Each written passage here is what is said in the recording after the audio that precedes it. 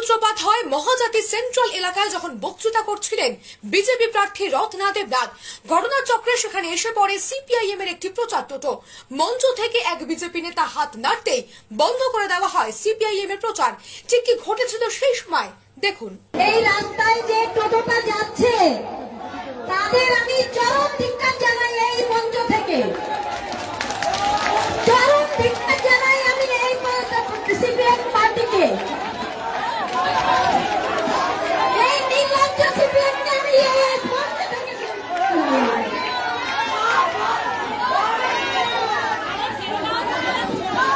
অভিযোগ, সিপিআইএম এর টোটোটি মঞ্চের পেছন দিকে যেতেই সেটিকে লক্ষ্য করে ঝাঁপিয়ে পড়েন বেশ কিছু বিজেপি কর্মী সমর্থক।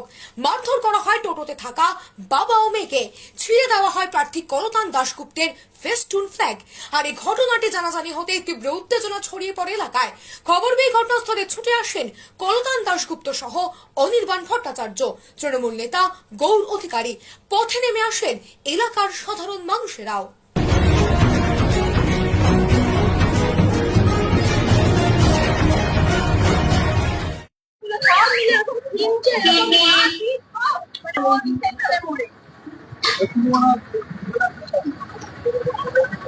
স্থানীয় বাসিন্দাদের অভিযোগ, এই ধরনের ঘটনা আগরপাড়া এলাকায় কোনোদিনও ঘটেনি।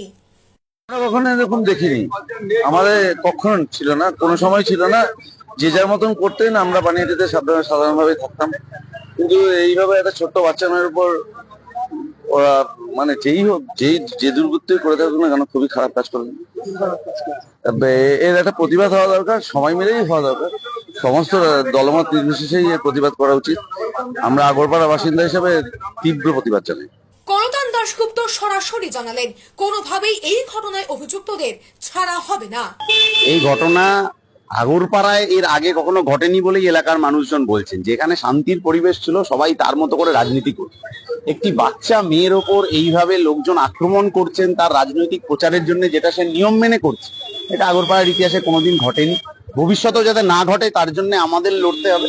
দ্বিতীয় কথা হচ্ছে যে এই রাজনীতি পশ্চিমবাংলায় আমদানি করছেন যারা, তারা এটা বুঝছেন যে এলাকার মানুষের সামনে তারা যে রাজনীতিটা করলেন, এই রাজনীতি আসলে তাদেরই বিপদ ডেকে আনছে।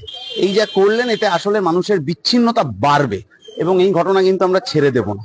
পুলিশ হোক, আরো ওপরের যত বড় মহল হতে পারে, আমরা সেইখানে যাব এবং এই যে বহিরাগত দুষ্কৃতীরা যে এলাকার পরিবেশ ধ্বংস করছে, নষ্ট করছে, নিজে উত্তেজিত করছে।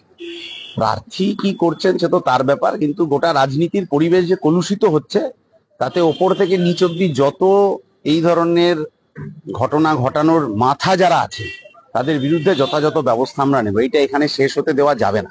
একটা বাচ্চা মেয়ের ওপর এই ধরনের আক্রমণ, তারা নারী স্বাধীনতার কথা কি করে বলছে?